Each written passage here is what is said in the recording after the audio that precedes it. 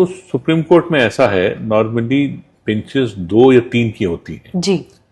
उसमें खास कोई दोनों तरह की बेंचेस होती हैं।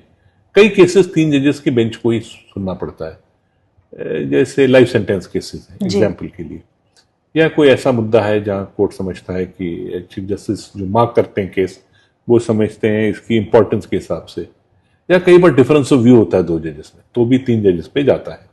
तो ये एक ऑपरेशनल मोड है जी। वर्कलोड को देखते हुए आजकल मंडे फ्राइडे को तो एडमिशन डे होता है जी। एडमिशन डे का मतलब यह है कि आपको एक right of appeal most cases में नहीं होता सुप्रीम कोर्ट में, कुछ स्टैट्यूटरी राइट्स ऑफ अपील हैं।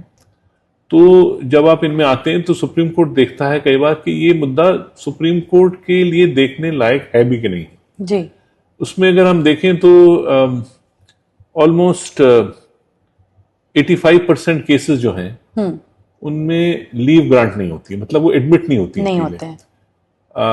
That is the dismissal rate, चाहे वो शुरू में हो जाए या कई बार नोटिस होके हो जाए। जी। 15% केसेस से ज्यादा ये विधि का डाटा भी यही कहता है कि नहीं होते हैं।